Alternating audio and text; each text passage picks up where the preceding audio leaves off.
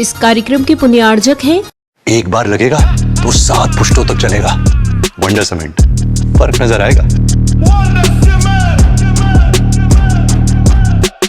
अखिल भारतीय 1008 श्री शांतिनाथ दिगंबर जैन पुण्योदय अतिशय क्षेत्र बजरंगगढ़ प्रबंध कारिणी समिति एवं समस्त दिगंबर जैन मंदिर, गुना, मध्य प्रदेश।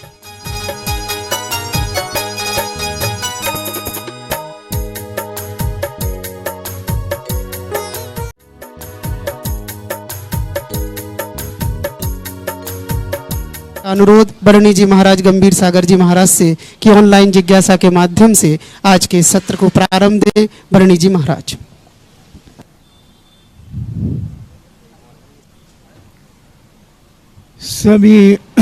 सभी श्रोतागण एवं जिज्ञासु पूज्य सभी को नमोस्तु करें।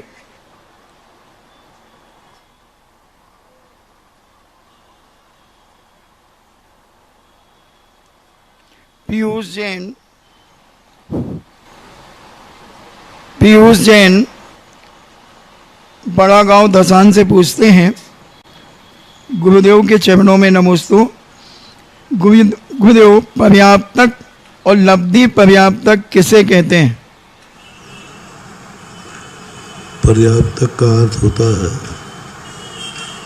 जो जीव शरीर को बनाने के लिए मटेरियल को इकट्ठा करता है और पूर्णतः अपनी पर्याप्तियां करता है। जैसे आहार पर्याप्ति है, शरीर पर्याप्तियां हैं, इंद्रिय पर्याप्तियां, भाषा पर्याप्ति, श्वासोच्छ्वास और मना पर्याप्ति, इस प्रकार की 6 पर्याप्तियां होती हैं। इन 6 पर्याप्तियों का संबंध 9 कर्म से होता है। जितने कर्म हैं वे सब उदय में आने पर कर्म वर्णाएं ग्रहण करते हैं, लेकिन पर्याप्ति नाम कर्म से 6 प्रकार की 9 कर्म वर्णाएं ग्रहण करते हैं।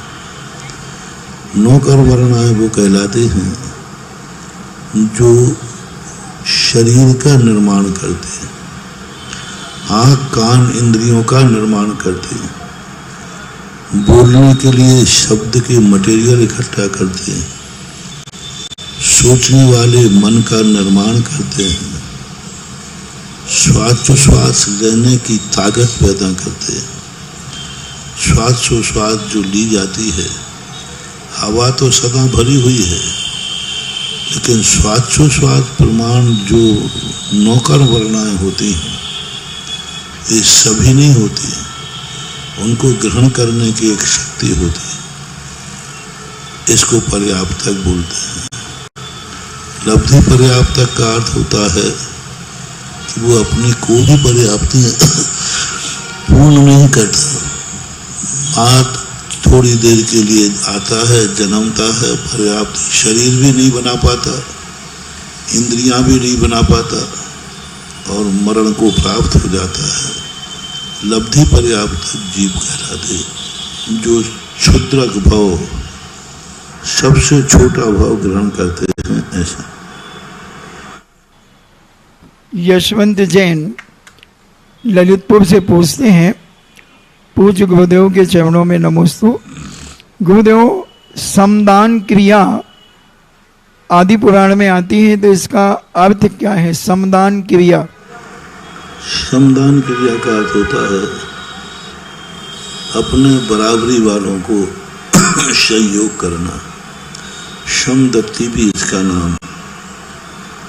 जो अपने साधर्मी बंधु हैं उनको किसी चीज की आवश्यकता पड़ने पर उनका सहयोग करना, उसको समदत्ति क्रिया कहते हैं। नमिता जैन कोटा से पूछती हैं, नमोस्तु गुरुदेव, जैन सिद्धांत प्रवेशिका से उपशम और उदयभावी क्षय, इनमें क्या अंतर है? उपशम का अर्थ होता है जो कर्म सम्यक दर्शन का नाश कर रहे थे, ऐसे कर्मों को रोक देना सत्ता में एक अंतर मुहूर्त के लिए, और जो उदय में आने वाले थे उनको उदय से रोक देना। उदय में आ रहे थे उनको रोक दिया, और उपशम यानी उनको एक अंतर मुहूर्त के लिए रोक दिया। एक तो लाइन चली जा रही थी, उसको कहा भाई रुकिए, और दूसरे ने कहा नहीं अब 1 घंटे बाद ही खुलेगा। रोकना और एक अंतर मुहूर्त के लिए स्टे लगा देना, इन दोनों में अंतर जानना चाहिए।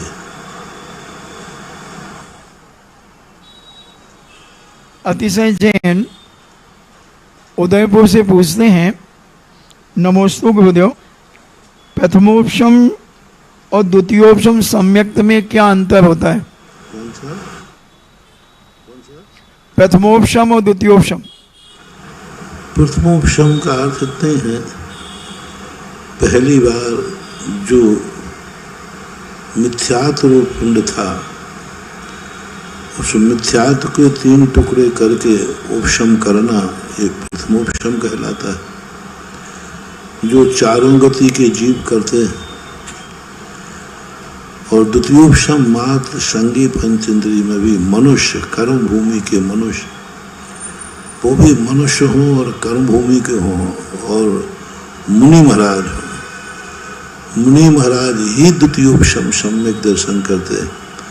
मुनि बने बिना द्वितीयोपशम सम्यक दर्शन नहीं हो सकता है। लेकिन प्रथमोपशम सम्यक दर्शन चारों गति के जीव कर सकते हैं, करते हैं।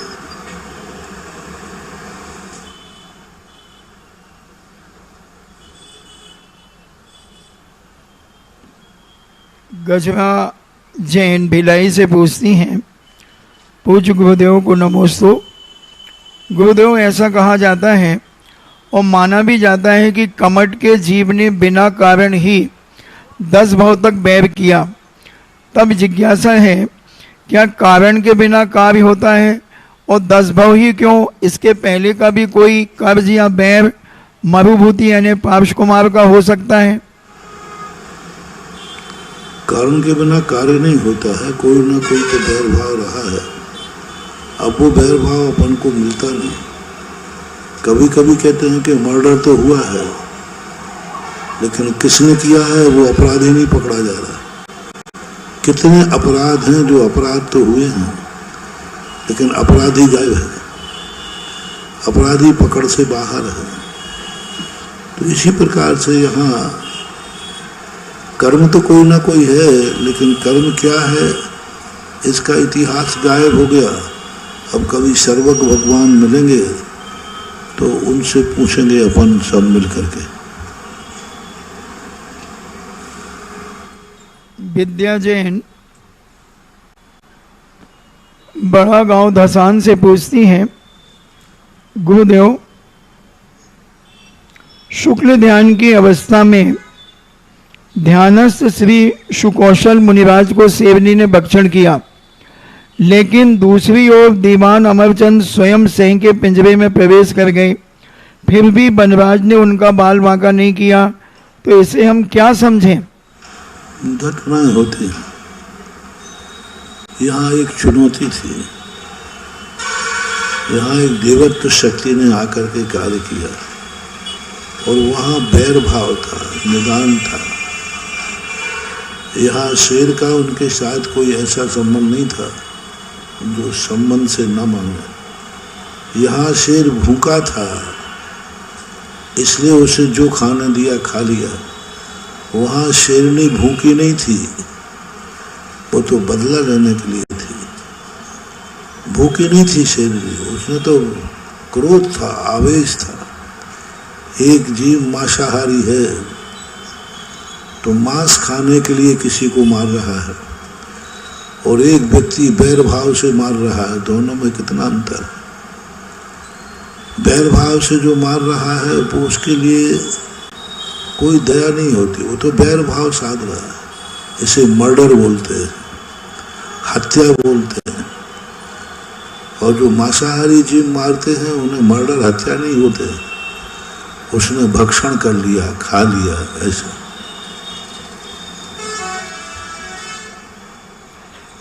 नीतेश जैन ललितपुर से पूछते हैं, गुरुदेव, आज के जमाने में देखा जाता है कि अधिकतर लोग असत्य को ही पसंद करते हैं, उससे आकर्षित होते हैं, ऐसा क्यों?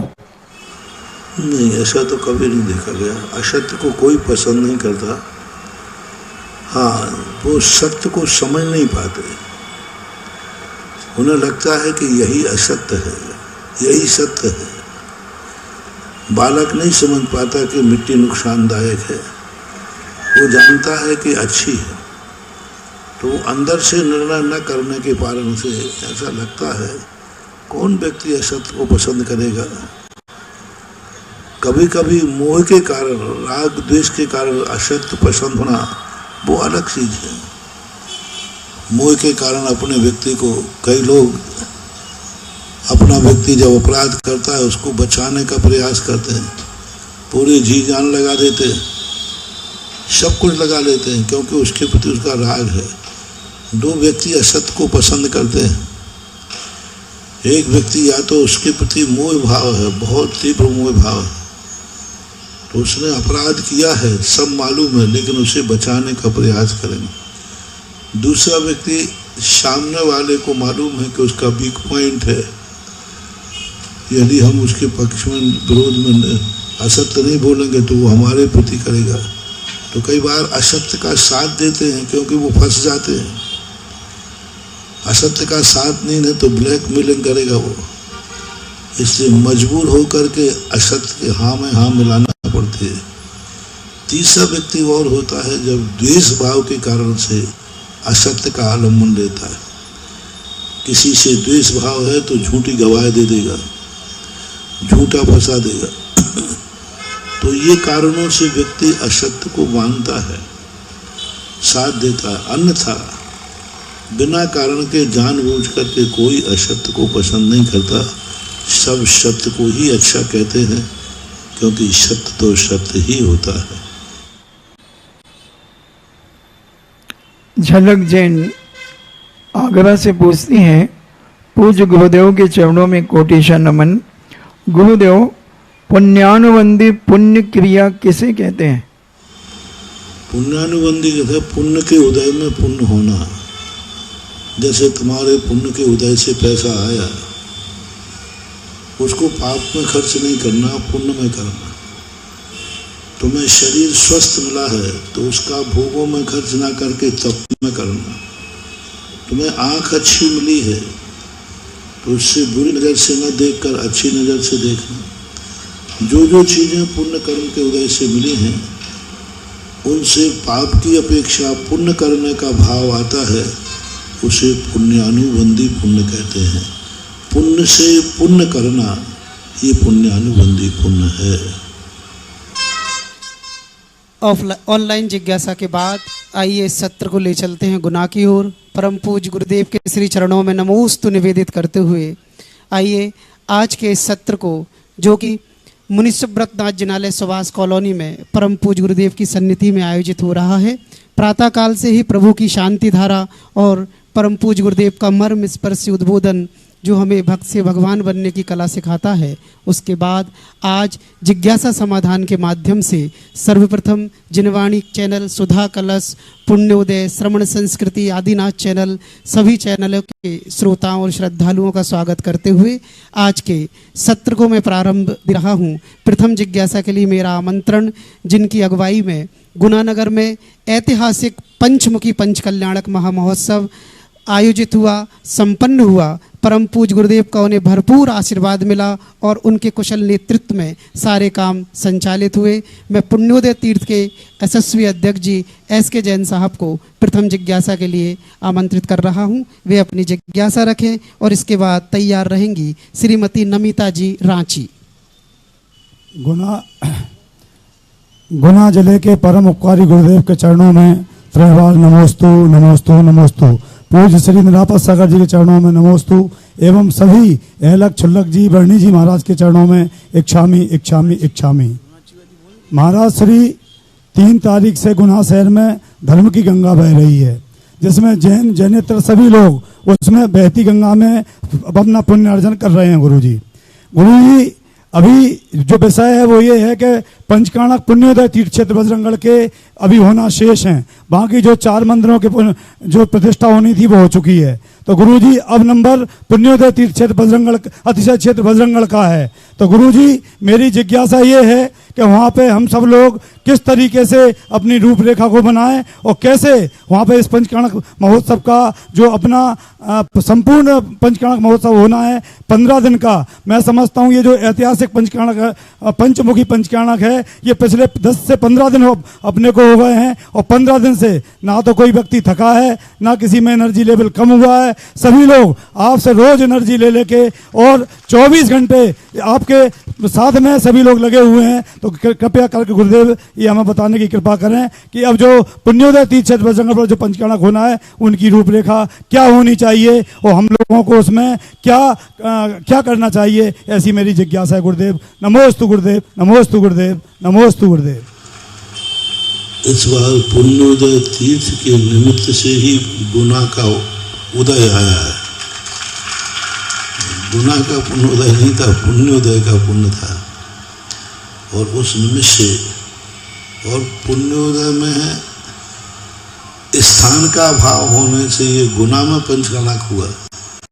ये तो पंचकल्याणक तो वस्तुतः बजरंगगढ़ में ही होना था। प्रयास भी यही किया था, लेकिन कोई बात नहीं। अब पंचकल्याण गुण बजरंगगढ़ का पंचकाणक तो परसों से शुरू होना है। अभी तो जो हुआ है वह भूमिका थी, भगवान का गर्भ हो गया, जन्म हो गया। अभी भगवान के कितने भगवान बजरंगगढ़ में भी हैं जिनके अभी दीक्षा कल्याण, केवल ज्ञान कल्याण, मोक्ष कल्याण होना बाकी। तो जिन पात्रों ने जो पंचकल्याणक में बने थे अभी उन पात्रों का पंचकल्याणक पूरा हुआ नहीं। पहला पंचकल्याणक है विश्व का 2000 वर्षों में जो पंचकल्याणक इतने दिन तक चल रहा है। इतने दिन से किस तारीख से शुरू हुआ था? 17 तारीख से गुरुदेव। 17 तारीख से थे और आज कितनी थी? आज 29 तारीख है। 29 कितने दिन हो गए? 17 12 दिन हो गए। 2-3 तारीख तक तो और चलना है।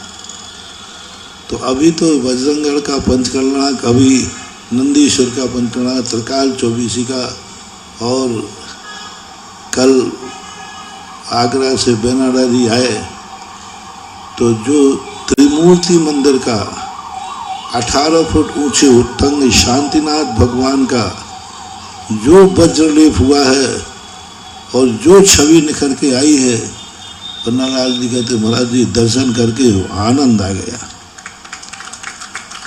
एक ऐसी छवि निखर के आई है, वो तो अब परसों के बाद से वह कार्यक्रम शुरू होने वाला है। और प्रत्येक जितने इंद्र रानी बैठे थे, चाहे जनरल इंद्र रानी बैठे हों, चाहे पंचमुखी बैठे हों, सभी लोगों को अभी बजरंगगढ़ के कार्यक्रमों को नियमित करना चाहिए। और उन कार्यक्रमों को करके ही आपका पंचमुखी पंचकल्याणक पूर्ण माना जाएगा। जब वहाँ पर हवन हो जाएगा, आखिरी हवन होगा वहाँ, और आखिरी हवन में जो इंद्राणी बने सब सामान मुख्य सबको, और यहाँ से जो विधिनायक हुए हैं उन विधिनायक भगवान को भी वहाँ ले जाना है, क्योंकि विधिनायक की साक्षी में ही तो आगे के कार्यक्रम होंगे। जिनके पंचकल्याणक यहाँ होगा वो विधिनायक भी समय आप लोग बता दें कब जाना है, पर ये 1 तारीख से लगभग है, 1 से वहाँ का कार्यक्रम होगा। प्रतिष्ठा भी होगी, फिर महामस्तकाभिषेक होगा, वो सब होगा। और ये सारा का सारा कार्यक्रम उन भक्तों के नाम से होगा जो 13 साल से निरंतर हफ्ते में 1 दिन भगवान का अभिषेक करने जा रहे हैं। तो उनको भी अपनी संख्या बढ़ा दीजिए। गुना का मैंने पहले ही कहा कि गुना का एक घर नहीं छूटना चाहिए। जो बजरंगगढ़ का हफ्ते में एक दिन अभिषेक करने नहीं जावे, इसका तुम्हें बहुत बड़ा लाभ मिलने वाला है, मिलता है। इसलिए और बजरंगगढ़ क्षेत्र तो अब एक बहुत बड़ा क्षेत्र बन गया है, अभी और बनना बाकी है। और देखो क्या क्या होता है, हम भी शायद पहुँचे। तुम लोग चलेगो तो साथ में मैं भी चला चलूँगा। तो ये कार्यक्रम है, आगे की विधिवत आप कर दें क्या क्या कार्यक्रम। अध्यक्ष जी आप। गुरुदेव, परसों सुबह 1 तारीख को सुबह ठीक 5:30 बजे हम सभी मुख्य पात्र और जितने भी इंद्राणी इस पंचकणक में बैठे थे पूजन में, उन सभी को अपनी वेशभूषा में जो पंचकणक की ड्रेस थी उसमें गुरुजी के साथ में हम लोगों को एक जुलूस के रूप में यहाँ से हमें बजरंगगढ़ चलना है। और बजरंगगढ़ में जो शेष क्रियाएं गुरुजी को करना है उसके हम सब लोग साक्षी बनेंगे। और सभी लोग परसों सुबह ठीक 5:30 बजे नसिया जी पर अपनी पूरी वेशभूषा में वहाँ पर उपस्थित रहेंगे और वहाँ से हम एक जुलूस के रूप में विधि नायक को साथ में लेके वहाँ पर पहुँचेंगे। जुलूस ले चलना है तो ऐसा ले चलो जैसे 13 साल पहले गजरत लेके गए थे। गजरत महोत्सव, गजरत गाया था उसमें, गजरत गया था, गजरत पे भगवान जी गए थे और ऐसा जुलूस पहुँचे कि वहाँ लोगों को रहे कि वस्तुतः बजरंगगढ़ का पंच कल्याणक बहुत बड़ा हुआ। और वो रथ या गजरत हो जाए तो और अच्छा, बहुत शगुन कहलाते हैं। देखो उस समय अपन इतने प्रवेश का और शुरुआत का जुलूस कोई मायना नहीं रखता, लेकिन वो पूरे कार्यक्रम का शगुन और मंगलाचरण होता है। उस समय अपने इतने ठाट बाट से का उसका परिणाम कि आज बजरंगगढ़ का ठाट बाट हुआ। तो परसों एक ऐसा माहौल बनना चाहिए, कितने ठाट बाट से जाएं कि अब बजरंगगढ़ सारे विश्व में अतिशय को प्रसिद्ध हो जाए। तो ऐसा जुलूस चले, पूरा गुना पद यात्रा बन के चले, कोई 5-6 किलोमीटर की पद यात्रा, कोई ज़्यादा नहीं, पूरा अशोक गुना, पूरा गुना उस समय सुबह से मार नसिया से बजरंगगढ़ तक पूरा पैदल चले और पैदल चल करके और भगवान को वहाँ प्रतिष्ठापित करे।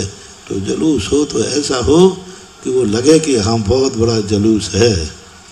गुरुजी बिल्कुल आपका आशीर्वाद है, जैसा आपने कल्पना की है गुरुजी जुलूस भी वैसा ही जाएगा, क्योंकि आप जो बोलते हैं वो होके ही रहता है गुरुजी। हम तो उसी पर चिन्हों पर चल रहे हैं और निश्चित रूप से पूरी तैयारी उसी के अनुरूप की जाएगी। नमोस्तु गुरुदेव, नमोस्तु गुरुदेव, नमोस्तु गुरुदेव। आइए देख लो, हाथी कहीं नहीं गए हो तो देख लो। गुरुजी कर लूँगा, सब व्यवस्था करेंगे। थोड़ा सा संक्षेप में आपको जानकारी दे दूं। कल गुरुदेव के यहाँ मंगल विहार के बाद रिस्वायतन नसिया जी में जो आदिनाथ भगवान की प्रतिष्ठा हुई है उसका प्रथम महामस्तकाभिषेक 7:30 बजे से नसिया जी में होगा। उसके बाद गुरुदेव की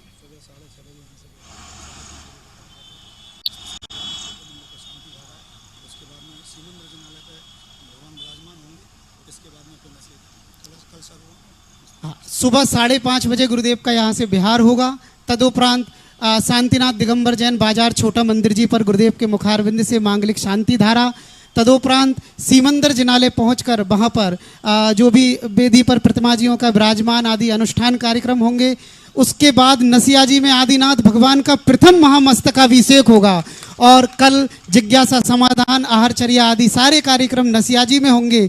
और उसके बाद होगा वो ऐतिहासिक क्षण 1 तारीख को सुबह 5:30 बजे, जब 5 विधि नायक होंगे, सारे महापात्र होंगे, गज होंगे, अश्व होंगे, हम होंगे, आप होंगे और सबसे बड़े हमारे गुरुदेव होंगे। और वो भव्य यात्रा पहुंचेगी शांतिनाथ भगवान के श्री चरणों में आपकी भावना और भक्ति के साथ। गुरुदेव आपने 2013 का वो ऐतिहासिक यात्रा तो याद दिलवा दी, पर उसमें एक टीस थी।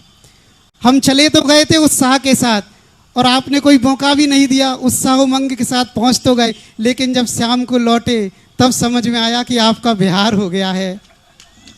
हमें आपने अपने अश्रु बहाने का भी मौका नहीं दिया। बस आपसे यही आश्वासन, आपके चरणों में यही विनय कि गुरुदेव इस बार ऐसा ना हो, हम जिस भक्ति भाव से जाएं उसी भक्ति भाव से लौट के आएं। इस सूचना के बाद आइए आप लोग कमर कस लीजिए, तैयार हो जाइए और मैं अनुरोध करूंगा नमिता जी जैन रांची झारखंड से हमारे बीच में हैं, जिज्ञासा रखेंगी और इसके बाद तैयार रहेंगे सर्वोदय तीर्थ कमेटी। मेरे गुरुवर को मेरा और मेरे परिवार की तरफ से अनंत बार नमोस्तु नमोस्तु नमोस्तु। समस्त मुनि संघ को नमोस्तु इच्छामि। गुरु जी, मैं द्वादश वर्ष की 9वीं वर्ष की छात्रा हूँ। गुरु जी, मेरी जिज्ञासा ये है कि भक्तामृत विधान जो 24 है, जो मृदुमती माता जी ने रचा है, उस भक्तामृत विधान को हम लोगों को कैसे करना चाहिए और उसको करने से हम लोगों को क्या लाभ होगा, आप इसके बारे में हमें सबको बताएं, क्योंकि मुझे रांची में इसकी प्रभावना करनी है। भक्तांबर विधान तो अपने आप में 24 तीर्थंकरों का विधान है। जो भगवान होते हैं उन्हीं भगवान के नाम के उनके सामने विधान कर सकते हैं। विधान का विधि विधान उसमें लिखा रहता है, मानने के साथ 48। और भक्तांबर तो अपने आप में एक मल्टीपर्पस स्रोत है। पहला स्रोत है जो स्रोत भी है और विधान भी है, यंत्र भी है, मंत्र भी है, तंत्र भी है। सारे की सारे दुनिया के जितनी अनुष्ठान शक्तियाँ हैं सब भक्तांबर के अंदर निहित हैं। उसके लिए हमेशा श्रावकों के लिए भक्तांबर विधान का आलम्बन लेना चाहिए। मैं तो ये कहता हूँ कि प्रत्येक मंदिर में, सब मंदिरों के अंदर एक ऐसा नियम बन जाए कि पूजा के बाद हर मंदिर में भक्तांबर विधान प्रतिदिन होना चाहिए। कोई बड़ी बात नहीं है, 100-200 घर तो हर कॉलोनी में होते हैं। साल भर में एक एक विधान भी सब लोग करें तो प्रतिदिन विधान हो सकते हैं। हम अभी तीर्थ क्षेत्रों पर, उस विशेष स्थानों पर इस बात की परंपरा चला रहे हैं। गांव और नगरों में भी चला रहे हैं कि मंदिर में प्रतिदिन भक्तांबर विधान करो। एक एक परिवार एक एक दिन करो। 300 परिवार हैं तो 300 दिन में हो जाएंगे। बाजू में तीर्थ क्षेत्र है तो करो। और कुछ ना हो तो भारत के हर जैनी को कहीं ना कहीं साल भर में एक बार भक्तांबर अनिवार्य करना ही चाहिए। कहीं ना कहीं किसी तीर्थ क्षेत्र पर जाके करो, अपने मंदिर में करो। आजकल जगह जगह हमने असीमकालीन भक्तांबर विधान चालू कर दिए हैं, पर साल भर में एक विधान, कम से कम, अधिक विधान करते हो तो कोई बाधा नहीं, साल भर में एक भक्तांबर विधान करना चाहिए। इससे बहुत मल्टीपर्पस इससे लाभ है। साल भर में जो कुछ भी अपराध दोष होते हैं वह विधान से फीके पड़ जाते हैं। और साल भर के अंदर जो पुण्य का संचय हम करते हैं उसकी सुरक्षा मिलती है। और साल भर में एक विधान भी हम करते हैं तो हमारे पुण्य में ऐसी वृद्धि होती है जैसे सोने में सुहागा होता है। हर श्रावक को पहले नियम होते थे गांव में कि 10 लाख क्षण पर्व में पूरी समाज विधान करती थी। एक एक दिन में 10-10, 20-20 विधान होते थे। नियम ही था कि साल भर में एक विधान तो मंदिर में करेंगे ही करेंगे। धीरे धीरे ये परंपरा खत्म हो गई। आप भक्तांबर के नाम से आप लोगों को चालू करो। जो भी आज मेरा लाइव सुन रहे हैं उनको नियम ही होना चाहिए कि हम साल भर में दुनिया में कहीं ना कहीं एक भक्तांबर विधान तो साल भर में करना ही है। 48 श्रीफलों के साथ, अष्टद्रव्य के साथ, मारने के साथ। अब तो हमने तुम्हें 24 तीर्थंकरों का भक्तांबर विधान भी आपके सामने है। 24 तीर्थंकर आपके मंदिर में जो भगवान हैं उन्हीं भगवान के नाम से आप भक्तांबर विधान कर सकते हैं। अजितनाथ है तो अजितनाथ, संभवनाथ है संभव। 24 तीर्थंकरों के 24 मानने मैंने आपको दिए हैं, 24 मंत्र दिए हैं और 24 भगवानों का भक्तांबर विधान भी तैयार होकर प्रकाशित हो चुका है। तो आप उसके लिए उपयोग कीजिए, प्रयोग कीजिए और सारे भारतवर्ष में 24 भक्तांबर विधान प्रत्येक मंदिरों में हो तो मंदिरों का अतिशय बढ़ेगा और तुम्हारे जीवन के दुख दर्द दूर होंगे और सुख समृद्धि की प्राप्ति होगी। ये मैंने सामूहिक बता दिया। अब मेरे कमरे में आकर के मत परेशान किया करो। महाराज जी हम बहुत परेशान हैं, हमें क्या करें बताओ, कोई बता दो। हमारा व्यापार नहीं चल रहा, हम क्या करें बताओ। हमारी बीमारी दूर नहीं हुई, क्या करें बताओ। कमरे में आकर मत पूछना, कमरे में आकर मैं कुछ भी नहीं बताऊंगा। अलग से इंडिविजुअल किसी व्यक्ति विशेष को कुछ नहीं बताऊंगा।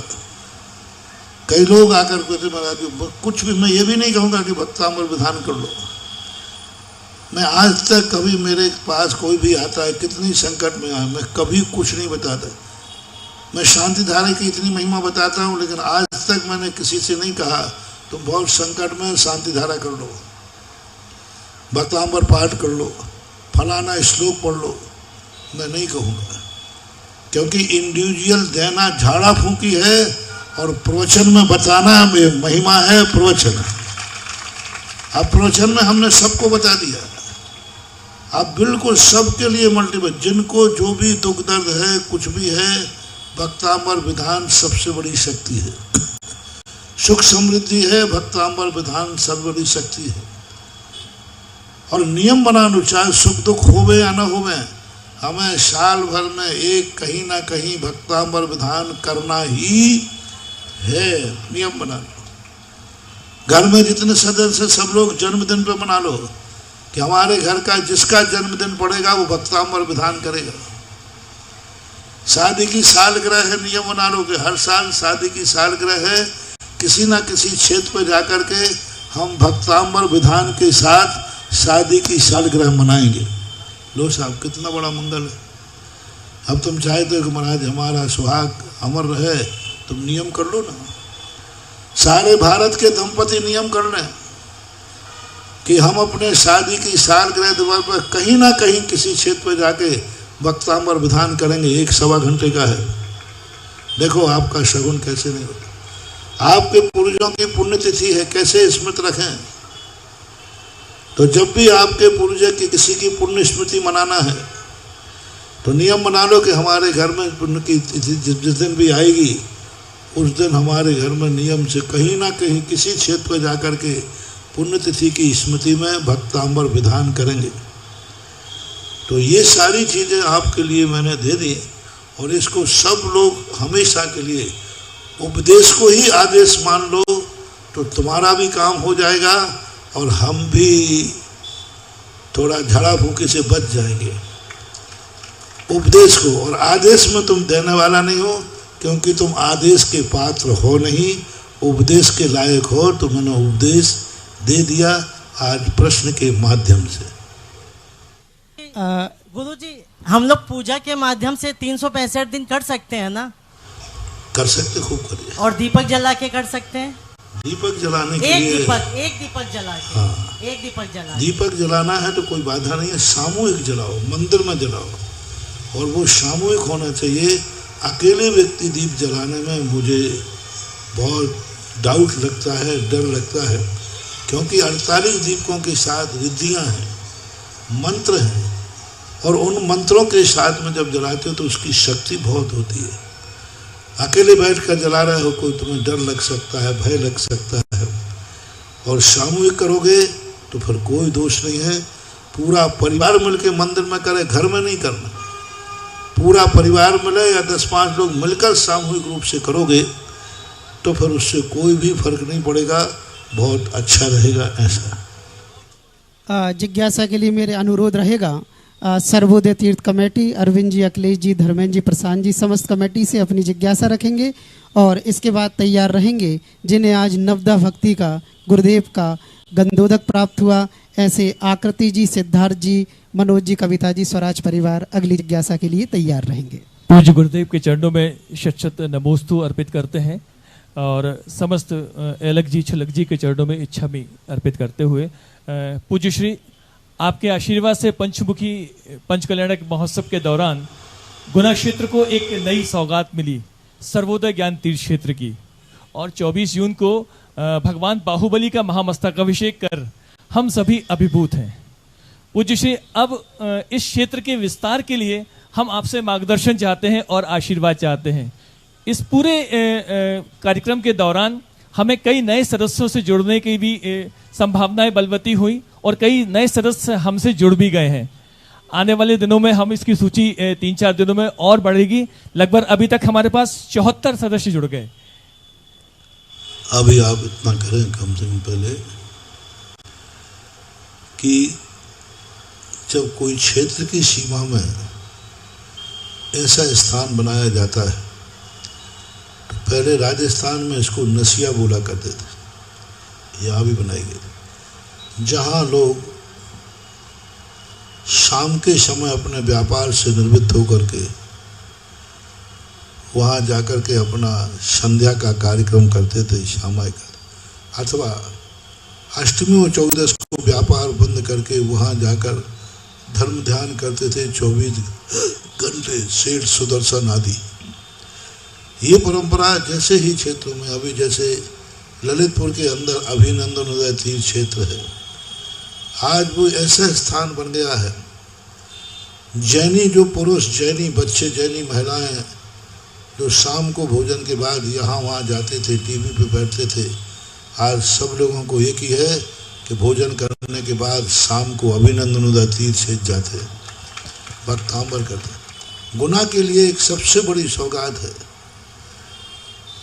घूमने के लिए यहाँ वहाँ जाना, गार्डनों में जाना, फलाने गार्डन में जाना, वहाँ अपने परिणाम बिगाड़ना, बच्चों को बिगाड़ना, अपना मन बिगाड़ना, इन सबसे अच्छा है कि गुना के लोग एक ही नियम बना लें कि शाम के समय हमें घूमने यदि जाना है तो सीधा सर्वोदय तीर्थ से जाओ, शाम को आरती करो। दूसरा, सुबह घूमने का स्थान, आजकल लोग मेहनत करना बंद हो गया, मेहनत करना सबके बंद हो गया। कोई, हर लोग व्यक्ति सुबह उठ करके अपने सर्वोदय तीर्थ जावें, वहाँ बढ़िया घूमना भी हो जाएगा, भगवान का अभिषेक हो जाएगा, शरीर भी स्वस्थ और आत्मा भी स्वस्थ है। सबसे बढ़िया स्थान है। और कोई भी रिश्तेदार आता है वो एक ही पूछता है कि दिन भर बैठे बैठे क्या करें, गुना में क्या चीज़ है देखने लायक। तो अब एक ही नियम बन जाए कि कोई भी आए उनसे कहिए, जाइए साहब, जब तक आप सर्वोदय की वंदना कराइए, जब तक आपका हम भोजन तैयार कर दें। तो पुरुष वर्ग उनको लेके जाए, महिलाएं जब तक उनके स्वागत की तैयारी करें। तो एक बहुत बड़ी चीज़ आपके लिए मिली है। और वहाँ भी आप यही सिस्टम बना लीजिए। आपके 10-12-16 मंदिर हैं, हर मंदिर के परिवार से वहाँ एक, हर कॉलोनी का 1-2 संयोजक बनाएं और प्रत्येक कॉलोनी एक दिन रखे सर्वोदय तीर्थ। जैसे मान लो कोई एक कॉलोनी बांसपुर कॉलोनी है तो एक दिन रविवार को वहाँ के महिला पुरुष सब मिलकर के वहाँ ठाठ से सुबह अभिषेक करें, पूजन करें और उस क्षेत्र का आशीर्वाद लें। ऐसा हर मंदिर का एक कर लें। 20-25-50 लोग हर मंदिर के हफ्ते में एक दिन वहाँ जाएं और करें तो धीरे धीरे करके उसका बहुत बड़ा, प्रतिदिन जाने वाले तो जाएं, लेकिन हफ्ते का एक दिन कर लें। जैसे बजरंगगढ़ का बताया, ऐसा वहाँ का सिस्टम कर लें। वहाँ का भी बहुत बड़ी, भगवान गोमटेश बाहुबली का भी आप एक दिन देखना, उनका अतिशय दिन दूना रात चौगुना बढ़ने वाला है। वो भी एक गुना के लिए एक बहुत बड़ी सौगात मिली हुई है। तो इस प्रकार से करें। और उसके लिए सबसे बड़े हैं, एक समुदाय बने, एक ट्रस्ट जो बन रहा है उसमें आप लोग संरक्षक बने। वो तुम्हारे सारे मंदिर जो हैं 4-4, 10-10 लोगों के कब्जे में हैं। कोई कॉलोनी का है, कोई यहाँ का है, लेकिन ज्ञानोदय सर्वोदय ज्ञान तीर्थ पूरे गुना का है। जय हो, जय हो। वो किसी कॉलोनी का नहीं है, वो किसी 10 विशेषों का नहीं है। जब मैं यहाँ देख रहा हूँ, जिस कॉलोनी में जा रहे हैं उन्हीं की कॉलोनी का वो अपना मानते हैं कि मेरा मंदिर, मुनि सुब्रत नाथ वाले मानते हैं या मेरा मंदिर, छोटे बाजार वाले मानते छोटा मंदिर, बड़े बाजार वाले मानते बड़ा मंदिर, शीतल धाम वाले मानते हमारा शीतल धाम। सब अलग अलग मान रहे, लेकिन सभी धाम अलग अलग हैं, लेकिन सभी धामों का एक धाम सर्वोदय धाम। जय हो जय हो। सर्वोदय ज्ञान तीर्थ जो है सभी के लिए, कोई वहाँ नहीं, तो प्रत्येक व्यक्ति को सर्वोदय ज्ञान तीर्थ का ट्रस्टी बनना चाहिए और ट्रस्टी बनकर के एक विकास करना चाहिए। अभी तो वो थोड़ी जमीन में है, अब और बड़ा 8-10 बीघा का विस्तार और होने वाला है, बहुत अच्छी तरह से विस्तृत होने वाला है, बहुत बड़ा कार्य होगा वहाँ। अभी से बन जाना चाहिए। तो वो ट्रस्टी बनाने के लिए भी आपके पास जो लिस्ट आई हो, 2-3 दिन पहले मीटिंग की थी, कल तक की तारीख दी थी, 30 तारीख तक जितने लोग जब ट्रस्टी बना लें, 30 तारीख के बाद फिर बैठ करके उसके आगे व्यवस्थाओं के संबंध में विचार किया जा सकता है। महाराज जी, क्या इसमें बाहर के क्षेत्र के लोग भी इस सर्वोदय ज्ञान तीर्थ पूरे भारत के कहीं का भी कोई भी ट्रस्टी बन सकता है, क्योंकि तीर्थ नाम हम जब ही देते हैं जब भारत के लोगों का अधिकार होता है, अन्यथा हम तीर्थ नाम देते ही नहीं। जय हो जय हो। तीर्थ वही है जो भारत का क्या पूरे विश्व का हो, विश्व का क्या पूरे 3 लोक के जीवों का हो।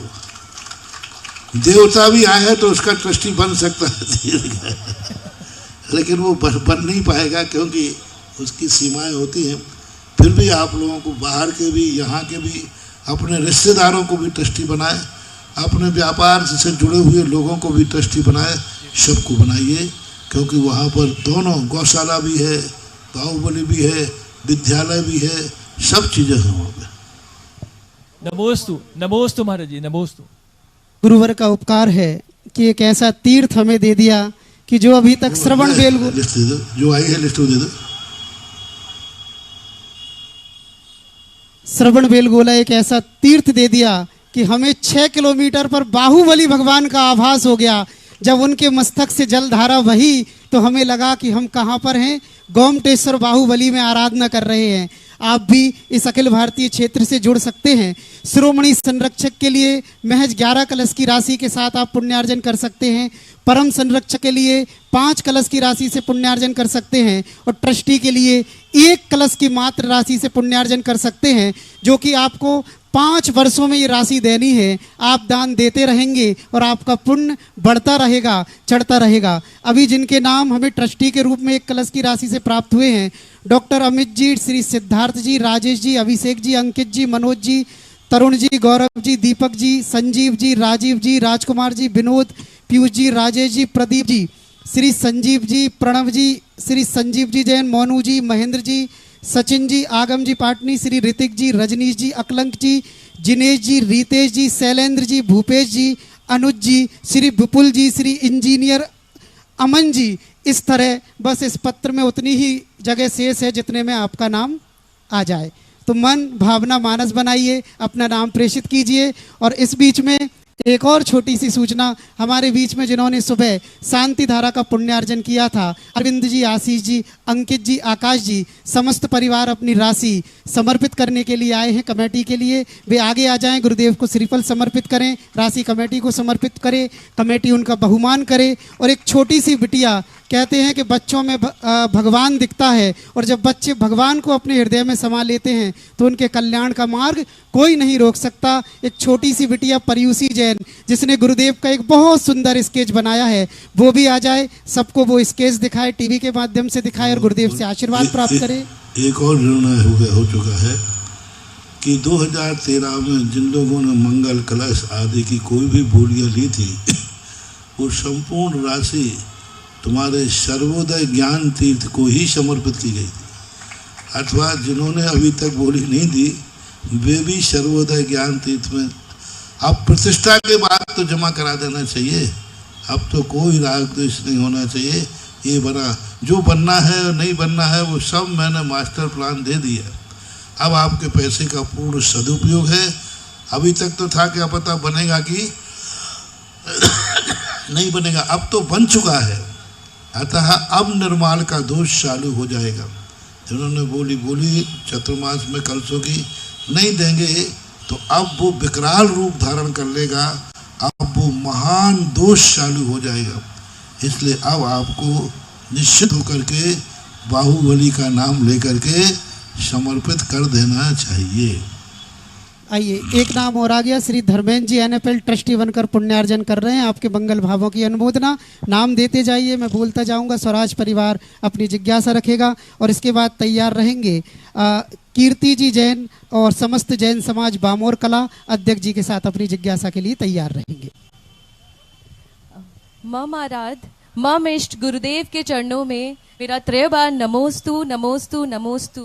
मुनि संघ के चरणों में नमोस्तु इच्छामी। महाराज श्री, मैं लगभग बचपन से आपके पास मम्मी पापा के साथ अशोकनगर में उनके साथ आती रही हूँ आपके पास, और कई बार मुझे सौभाग्य मिला कि मैंने आपको आहार भी दिया पड़गा के, अशोकनगर में भी पड़गा के आहार दिया।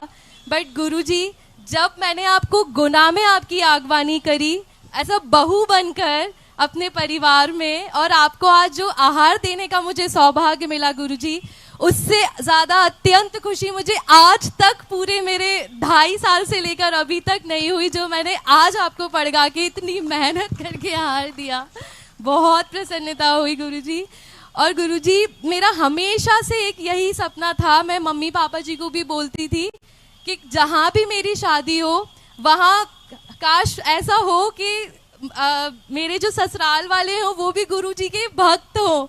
और गुरुजी, ऐसा ही हुआ कि आपके ही भक्त सब लोग निकले यहाँ पे गुरुजी, बहुत समर्पित आपके लिए गुरुजी हम लोग हमेशा हैं। नमोस्तु गुरुजी। मेरी जिज्ञासा ये है गुरुजी कि ऐसा बोलते हैं कि जो हमारे भाग्य में होता है वो पहले से लिखा होता है, लेकिन गुरुजी जो हम लोग भावनाएं जो भाते हैं वो उनका क्या प्रभाव होता है? क्या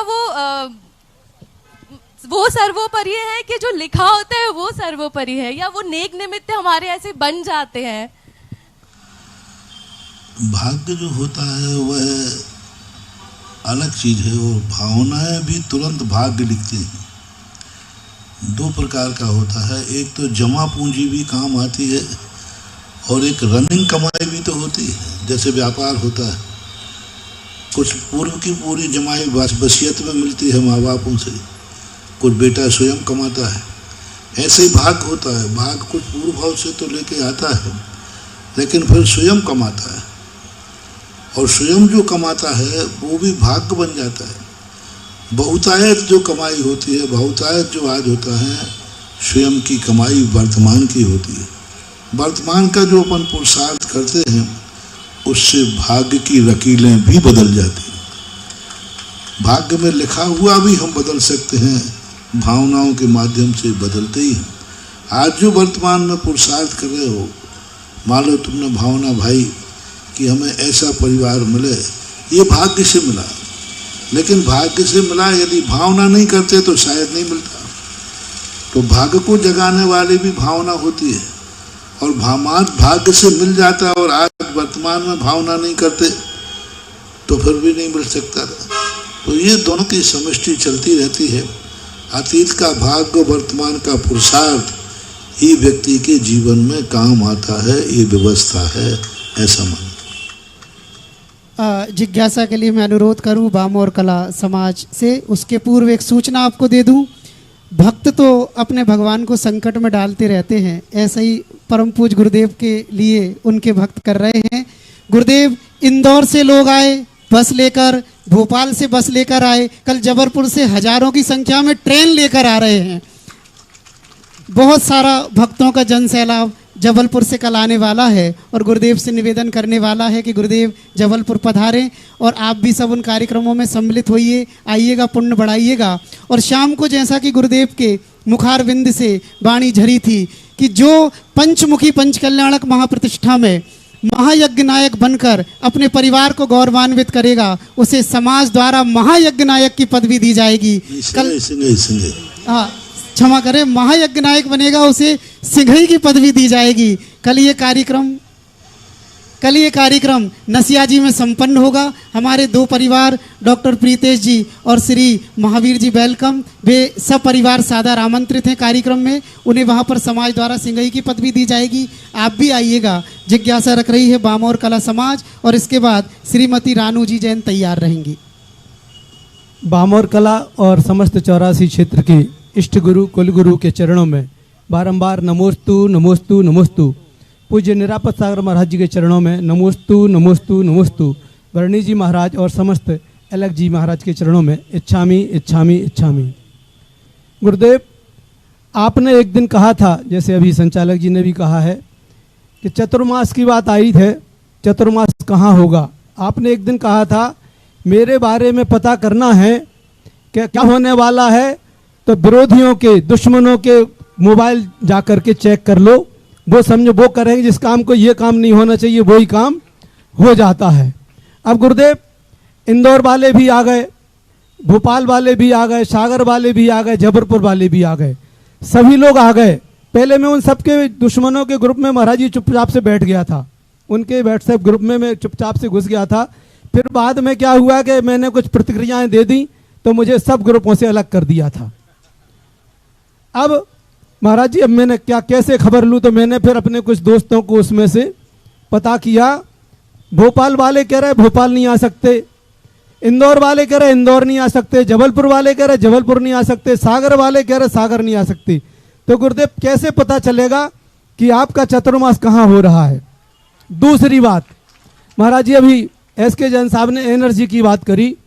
महाराज जी, आपका सानिध्य हमें 5 दिन का मिला, 18 फरवरी से 23 फरवरी तक आप विराजमान रहे।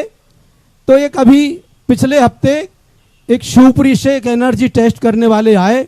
महाराज जी, जिस धर्मशाला में आपका प्रवास हुआ पूरे संघ का, उन्होंने उसकी एनर्जी जब चेक कर रहे थे तो जिस जगह आप बैठे थे, जिस कमरे में, उस कमरे में जैसे ही वो गए और उन्होंने कहा यहाँ की एनर्जी सबसे ज्यादा है।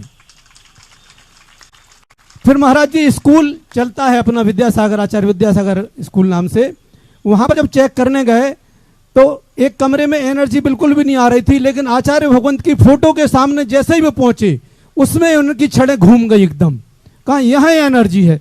तो गुरुदेव, जिज्ञासा ये है, जो एनर्जी होती है जे आपके बैठने से, पूज्य निरापद सागर महाराज जी के बैठने से, या ये तक तो मानते हैं, पर फोटो में एनर्जी कैसे आ सकती है, जिज्ञासा का समाधान करेंगे गुरुदेव। आकृति भी एनर्जी को पकड़ती है, वास्तु का एक नियम है आकृति। फोटो तो ठीक है, एक आकृति भी बनती है, कुछ विशेष प्रकार की आकृति है, जैसे नंद्यावंश की आकृति बना दी जाए तो अपने आप एनर्जी वहाँ डेवलप हो जाती है। आकृति के माध्यम से भौतिक शक्तियाँ अपने आप प्रभावित हो जाती हैं। इसलिए आकृति का अर्थ होता है आकार प्रकार। वास्तु का पूरा सिद्धांत आकृति के ऊपर है, किस आकार में है। तो फोटो भी एक आकृति कहलाती है, उससे भी एनर्जी बढ़ाई जा सकती है, बढ़ती है। अब चतुर्मास कहाँ होगा, कैसा होगा, ज़्यादा पहले से पता करने की ज़रूरत क्या है। चतुर्मास तो होना ही है, 1 महीने की देरी है, सब कुछ खुल जाएगा। एग्जैक्ट पोल नहीं पता चलना चाहिए, क्योंकि एग्जैक्ट पोल पर बहुत जुआ हो जाता है। बड़े बड़े जुआ आजकल इसीलिए तो खिलते हैं, इसलिए जुआ का चांस ना बन पाए, इसलिए रहस्य में ही रहने दो, जिससे कि सब लोग आराम से शांति से इंतजार कर रहे हैं। देखो कहाँ होता होगा तो सही, कहीं ना कहीं होगा, ऐसा मान। आइए अगली जिज्ञासा हो उसके पूर्व हमारे बीच में आज जिनकी सुरक्षा के साथ संपूर्ण धार्मिक आयोजन शहर में होते रहे हैं और होते रहेंगे, जिस विश्वास के साथ आम जनता अपना जीवन यापन कर रही है, पूरा पुलिस महकमा हमारे बीच में है। उनकी कप्तान पुलिस अधीक्षिका महोदया सुश्री हितिका बासल जी हमारे बीच में, हम जोरदार तालियों से उनका स्वागत करें। वे आकर गुरुदेव को श्रीफल समर्पित कर आशीर्वाद प्राप्त करें। और इस बीच में रानू जी अपनी जिज्ञासा रखते।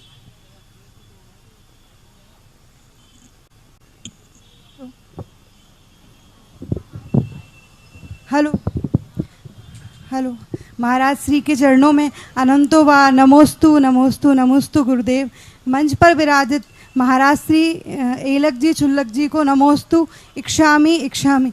महाराज श्री, ये मेरे जीवन के प्रथम पंचकल्याणक हैं। इससे पहले मैं जानती भी नहीं थी कि पंचकल्याणक क्या होते हैं, क्योंकि महाराज श्री मैं जाति से राजपूत हूँ और मेरा विवाह जैन धर्म में हुआ है।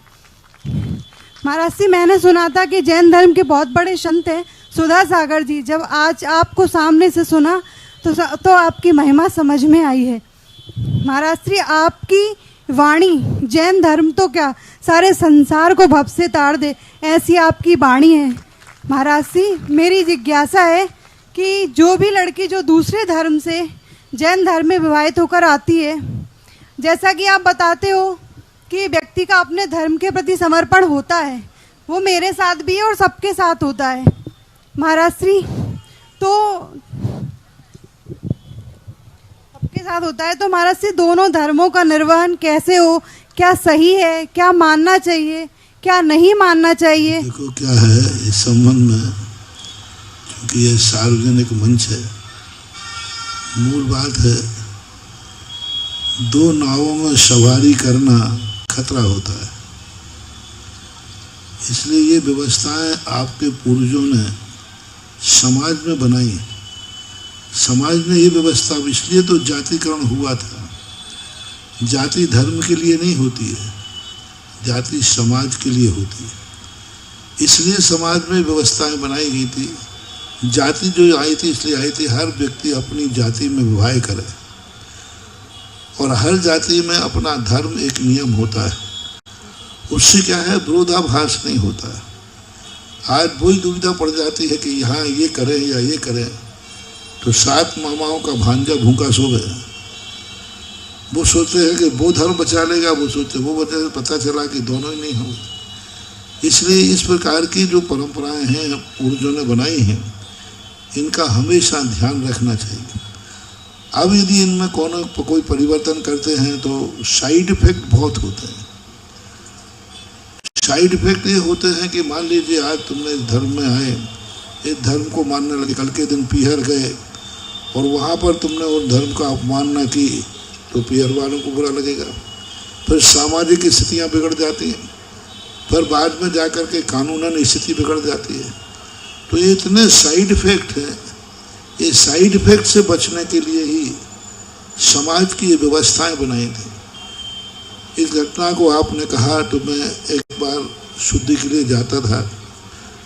एक महाजन थे, वो सड़क पे झाड़ू आदि लगाते थे, तो वो प्रतिदिन दर्शन करते थे। तो हमने एक दिन उनसे कहा, बोले महाराज जी मैं आपके चरण छू सकता हूँ क्या? मैंने कहा मैं हाँ तो कहूँगा नहीं, लेकिन मना नहीं करूँगा। मैं हाँ कह नहीं सकता, मना करूँगा नहीं। तो बड़े खुश हुए, कल नहा धो करके आए, पैर छुए। मैंने यूँ पूछ लिया, मैंने कि आपके यहाँ बेटा बिटिया है, आप अपने बेटा बिटिया की शादी किस जाति में करना चाहेंगे? मैंने एक प्रश्न तो कर दिया, लेकिन थोड़ा भय हुआ कहीं भैया ये ना बोल दे कि आपकी जाति में है ना, जैन जाति में। मैंने तुरंत उसे मैंने अंदर से बताना। उन्होंने कहा महाराज जी हमारी तो भावना है पिता होने के नाते कि हमारे बेटा बिटिया की शादी हमारी ही जाति में हो। मुझे एकदम इतना संतोष हुआ भारत के पूर्वजों के ऊपर, भारत के संस्कृति के ऊपर, कि एक पिता क्या चाह रहा है। एक गुरु पूछ रहा है, कह सकता था महाराज हम लोग तो छोटी जाति वाले मानते हैं, हमें लोग इस प्रकार मानते हैं, हमारा भाव है कि हमारे बेटा बिटिया की शादी जैन में हो, ब्राह्मण में हो, क्षत्रिय में हो। कौन पिता नहीं चाहता कि अपने बेटा बिटिया की शादी किसी उच्च कास्ट में हो। पर बहुत बड़ा गर्व हुआ संस्कृति और संस्कारों पर कि एक पिता होने से अपनी बेटी के लिए कोई उच्च जाति का रूप नहीं मांगना। मांग सकता था, गुरु वरदान दे रहे हैं, पूछ रहे हैं, और गुरु ने खुद पूछा कि बोलो किसके साथ कहाँ शादी करना चाहते। वो कह सकते थे कि हमारे किसी उच्च कुल में जाति हो, लेकिन भारत का संस्कार, पूर्वजों का संस्कार, उसने कहा गुरुदेव आशीर्वाद देना है तो ये आशीर्वाद दीजिए कि मेरे बेटा बिटिया की शादी मेरी ही जाति में हो। कितना बड़ा रूप है माँ बाप का। हर माँ बाप जब अपने बेटा बिटिया का सुनते हैं कि इसने कहीं अदर जाति में संबंध कर रहे हैं तो उनको सबसे पहले झटका लगता है। सबसे पहले उनके लिए मन में खेद होता है। First impression is last impression. आपका समाचार सुन के माँ बाप को जो पहले समय पर आपको टीस लगी, वो खुशी की थी या दुख की थी? मैं सारी जनता से पूछना चाहता हूँ, आपके बेटा बेटिया ने किसी अदर जाति से संबंध, कोई भी जाति नहीं लेना, उच्च जाति हो कोई भी जाति हो, अदर जाति से उसने संबंध बनाने का समाचार आपको पहली बार मिला तो कैसा लगा? पहली बार पूछ रहा हूँ, बाद में तो आप कंप्रोमाइज करेंगे। पहली बार सुनते ही आपके मन में एकदम, बेटा ये क्या किया तुमने? ये है हमारा भारत देश, भारत की संस्कृति है। और इससे व्यक्ति के लिए ये रूढ़ियाँ नहीं हैं, ये जीवन के लिए बहुत सुखदायी होती है, मनोवैज्ञानिक ढंग से, धार्मिक ढंग से, संस्कारों के ढंग से। इसलिए बहुत बड़ी चीज़ होती है। तो मैं तो यही कहूँगा, हमारे भारत की जो परंपरा है वह प्राचीन परंपरा ही आदर्श परंपरा है। विदेशी परंपरा मैं उसके समर्थन में नहीं हूँ कि जिससे चाहे पसंद आए, जिसके चाहे कर लो। ये चीज़ें भारतीय संस्कृति के अनुकूल नहीं होती हैं। मैं तो इस मंच से यही कहूँगा। आइए, हमारे बीच में गुना जिले की पुलिस अधीक्षिका महोदया सुश्री हितिका वासल जी मौजूद हैं, और मैं अनुरोध कर रहा हूं कि वे इस जिज्ञासा समाधान, जो कि विभिन्न चैनलों के माध्यम से लगभग 122 देशों में सुना जाता है, सारे पुलिस महकमे की तरफ से और सारी सुरक्षा व्यवस्था की तरफ से आप अपनी जिज्ञासा गुरुदेव के समक्ष रखें और गुरुदेव के मुखारबिंद से हम उसका समाधान प्राप्त करें। जिज्ञासा रख रही हैं एसपी महोदया। प्रणाम महाराज जी। मैं पुलिस परिवार की तरफ से आपसे एक प्रश्न पूछना चाहती हूँ। पुलिस जो है महाराज जी हमेशा तनाव में रहती है और हमेशा हिंसा के साथ डील करती है, क्योंकि जैसे ही हमारा दिन शुरुआत होता है तो सबसे पहले हम लोगों को हिंसा वाली चीज़ें ही सुनने को मिलती हैं कि किसी के घर में चोरी हो गई, मर्डर हो गया, यहाँ लूट हो गई, यहाँ स्नैचिंग हो गई। बहुत कम महाराज जी हमारा पुलिस परिवार जो है कुछ अच्छी चीज़ों को सुन पाता है। हमेशा नेगेटिव चीज़ें ही पुलिस को सुनने को मिलती हैं। तो कैसे महाराज जी ऐसे तनाव को हम लोग डील करें और मन की शांति को बनाए रखें? और क्योंकि हम लोग हमेशा ऐसी चीज़ों के साथ डील करते हैं, कई बार हम लोग भी बहुत हिंसक बन जाते हैं और कई बार हम लोग भी कई बार कठोर कदम हम लोग को उठाने पड़ते हैं। तो कैसे हम लोग अपना व्यवहार भी अच्छा रखें और इन तनावपूर्ण जीवन से कैसे अपने मन में शांति और अपने परिवार में शांति ला पाएं? धन्यवाद महाराज। कुछ लोगों के लिए नकारात्मक शक्ति वरदान होती है।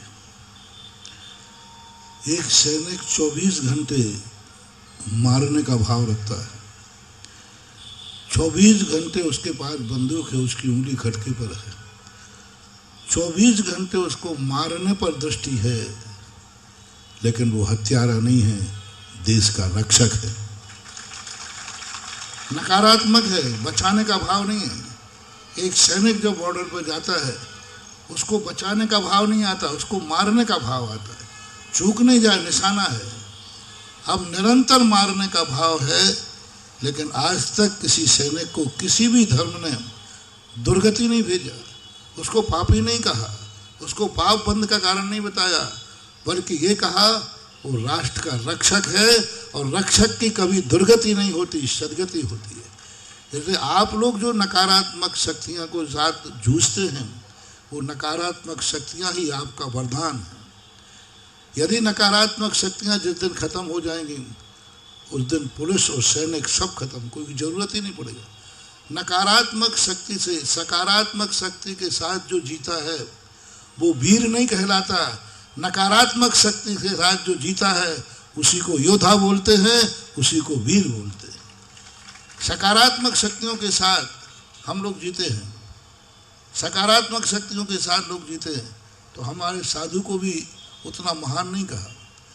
वह साधु सबसे ज़्यादा महान माना जाता है जो नकारात्मक शक्तियों से जूझता है, जिसके साथ चारों तरफ नकारात्मक शक्तियाँ होती हैं, जैसे मर्यादा पुरुषोत्तम राम। श्री राम का जीवन इसलिए महान था कि उनके पग पग पर नकारात्मक शक्तियाँ थीं। नकारात्मक शक्तियाँ शुरू से हुई, सीता जी से विवाह हुआ, परशुराम का युद्ध हुआ, अयोध्या में आए, मंथरा कैकेयी ने वनवास दे दिया, वनवास गए, विदेही का अपहरण हो गया, अपहरण हुआ, रावण से युद्ध हुआ। यानी श्री राम की जिंदगी में हर दिन नकारात्मक आवाज, हर दिन नकारात्मक। वहां से चले थे ससुराल से विवाह करके, रास्ते में नकारात्मक युद्ध होना है। यहाँ आए तो बोले नकारात्मक वनवास जाना है, वहां वन में गए, बोले सीता जी का अपहरण हो गया, अपहरण हो गया, बोले रावण ने युद्ध ठान दिया। यानी उनकी जिंदगी में पूरे नकारात्मक ही समाचार मिले, और उन नकारात्मक शक्तियों के साथ जूझने के कारण आज सारे विश्व के आदर्श कोई है तो मर्यादा पुरुषोत्तम राम। तो नकारात्मक शक्तियों से जूझने की जो ताकत है, नकारात्मक शक्तियों के साथ जो भिड़ने की तरह रखती है, ये कोई साधारण चीज नहीं, बहुत बड़ी शक्ति। जिन जिन महान आत्माओं पर उपसर्ग आए हैं वे अमर हुए हैं। जिन जिन आत्माओं का यदि जीवन श्री राम के जीवन में मंथरा, कैकेयी और रावण नहीं होता तो शायद मर्यादा पुरुषोत्तम राम, इनसे बड़े बड़े भगवान भी तो हुए।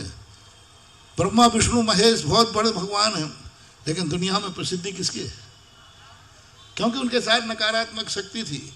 आप लोग तो पिक्चर देखते हैं, कौन सी पिक्चर सबसे ज्यादा हिट होती है? आप देखिए, खलनायक। हीरो की जितनी दुर्दशा होगी वही पिक्चर सबसे ज्यादा हिट होती है, और खलनायक जितना ज्यादा सकारात्मक होगा उतने ही लोग देखना पसंद करते।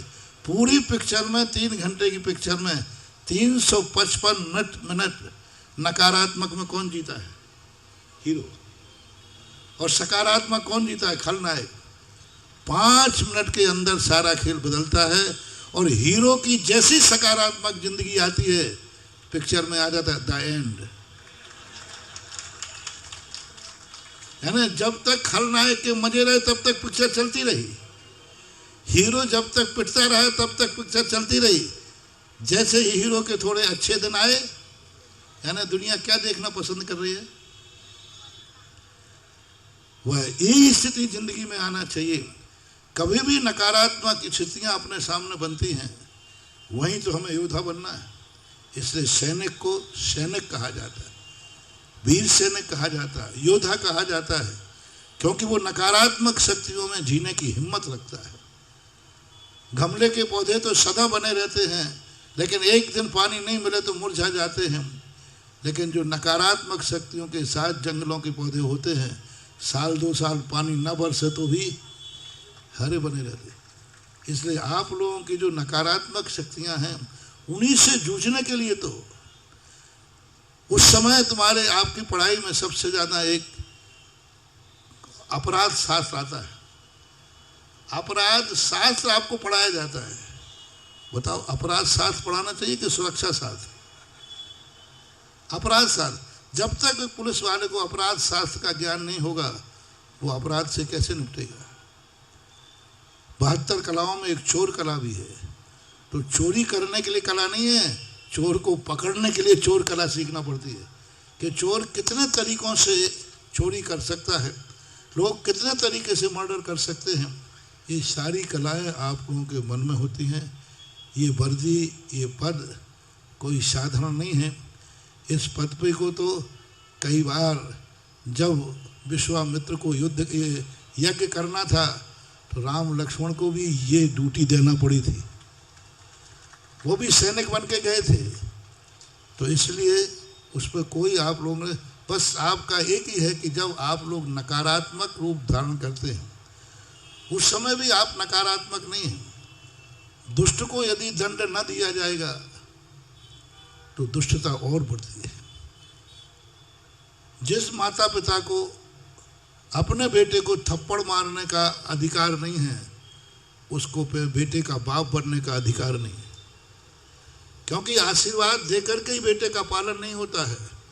बेटे का पालन थप्पड़ से होता है। भय होना चाहिए। बस इतना सा ध्यान रखना चाहिए कि आपके ऊपर बहुत बड़ी जिम्मेदारी है। कहीं ऐसा ना हो जाए कि निरपराधी जेल चला जाए और अपराधी खुला बाजार में घूमता रहे और हमारी जानकारी में हो, अबुद्धिपूर्वक नहीं। अनजाने में कई बार हो जाता है, गलत गवाही मिल जाने से कई बार हो जाता है, उसकी कोई गलती नहीं।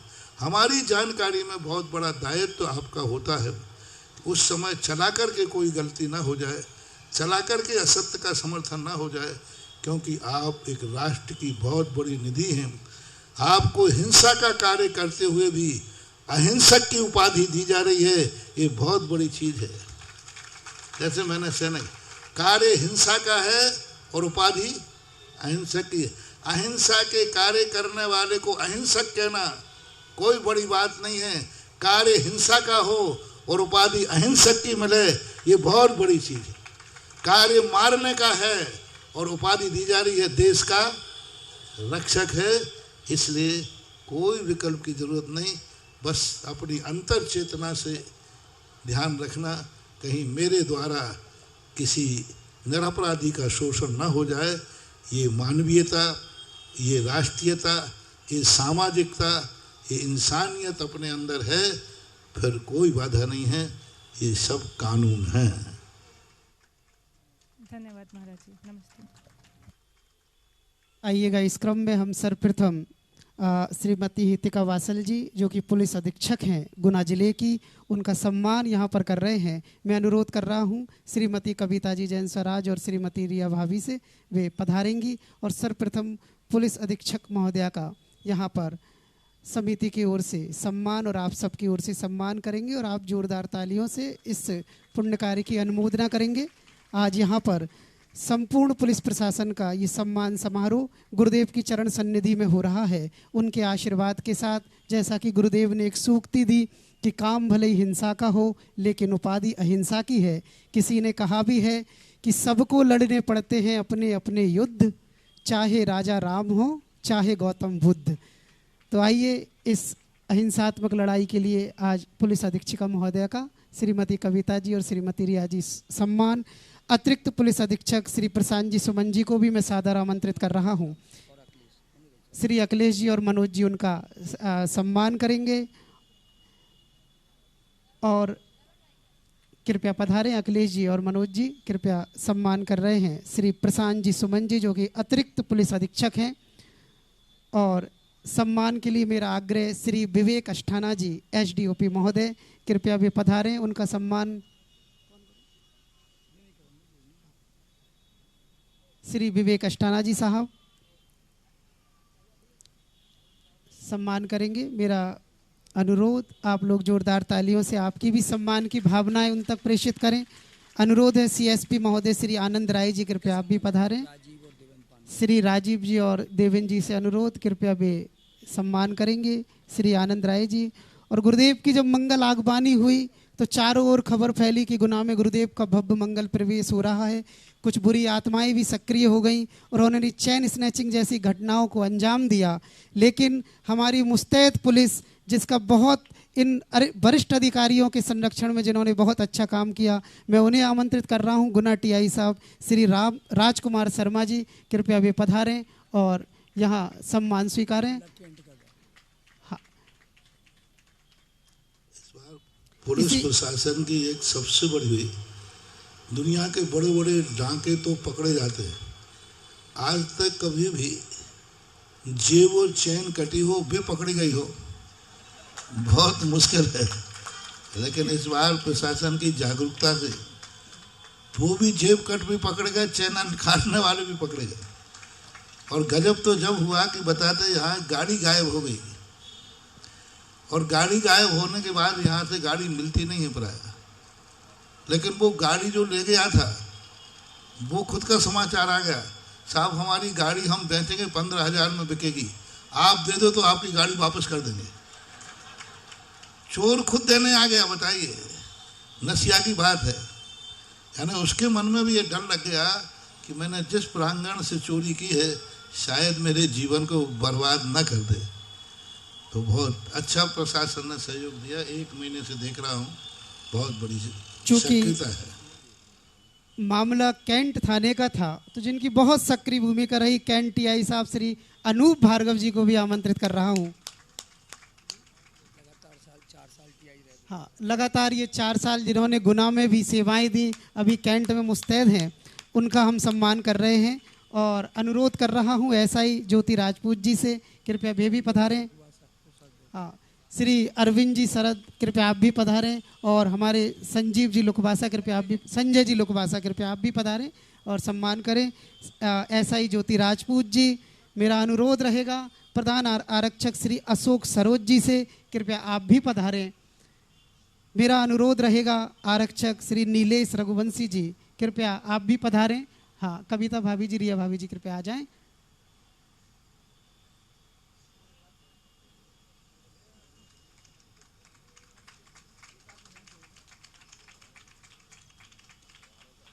हाँ, आरक्षक श्री राजीव रघुवंशी जी और आरक्षक श्री नीलेश रघुवंशी जी, संजय जी लुकवासा कृपया आप आ जाएं और सम्मान करें।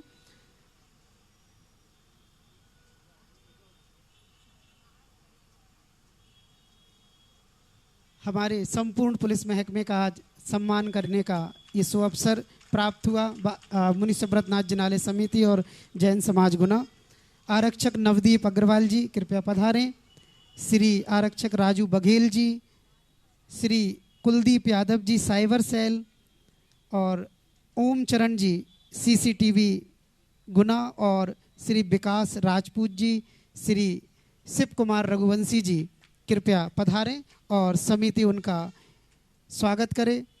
और गुरुदेव जैसा कि सर्वोदय तीर्थ के लिए कुछ और नाम ऐड हुए हैं, अमित जी, अप्पू, मनीष जी, आकाश जी, गगन जी, गौरव जी, छाया, अंकित जी मंडी, निकित जी कैंची, सौरभ जी, विजय ब्यूटी, मुक्तेश जी, नितिन जी पुड़ी, विशाल जी, सितांश बांजल, साकेत जी, सिद्धार्थ जी, बिक्की जी और प्रकाश चंद जी, सुनील कुमार जी, वीरेंद्र कुमार जी, झागर वाले, श्री धर्मेंद्र जी NFL, श्री अनिल जी संजय मार्केटिंग, श्री अनिल जी जैन जामनेर परिवार और श्री पुष्पेंद्र जी बज, ये सब भी ट्रस्टी बनकर पुण्यार्जन कर रहे हैं।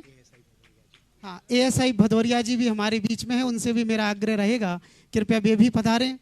और गुरुदेव प्रकाश चंद जी, सुनील कुमार जी तो अपनी पहली इंस्टॉलमेंट लेकर ही आ गए हैं, ऐसी उनकी भावना भाई है। वे सर्वोदय तीर्थ कमेटी से संपर्क कर लें और कृपया स्वीकार कर लें।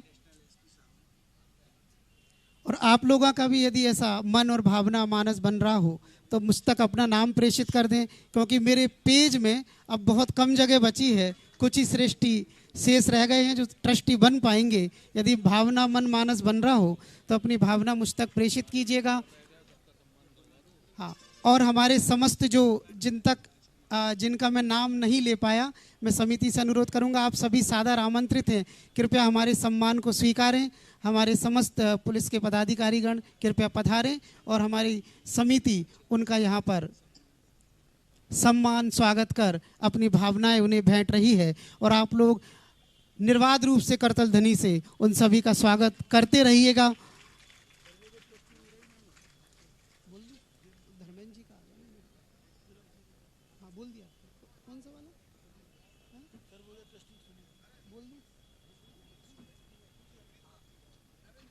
हाँ, रविंद्र जी बज कृपया आप भी। हाँ, देखिए जो निरंतर अशोकनगर से गोलाकोट, खनियाधाना और गुना तक अपनी सेवाएं दे रहे हैं, वो पुलिस महकमे से भी हैं और हमारे अपने घर के भी हैं। श्री रविंद्र जी बज से मैं अनुरोध करूंगा कि वे भी कृपया पधारें और समिति का सम्मान स्वीकार करें और गुरुदेव का आशीर्वाद उन तक तो सब निरंतर पहुंच ही रहा है और आज भी अपना गुरुदेव से आशीष प्राप्त करें। श्री रविंद्र जी बज।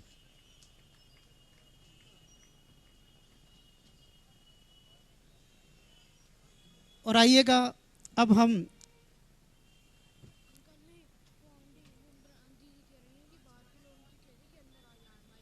हाँ, बाहर यदि लोग खड़े हैं तो वे अंदर आ जाएं, थोड़ी सी काफ़ी स्थान बचा हुआ है, आप बैठ सकते हैं, इतनी जगह है।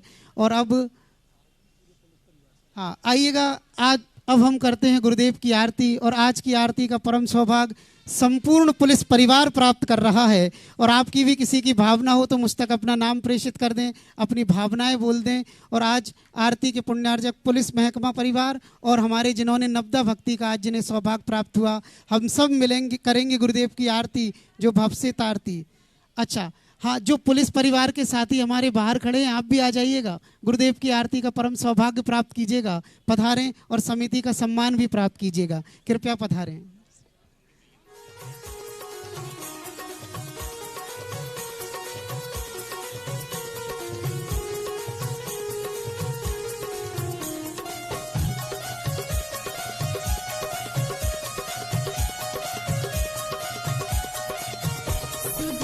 जो भी पुलिस के साथी हमारे जवान और महिला पुलिस रह गई हैं, कृपया आगे आ जाएं।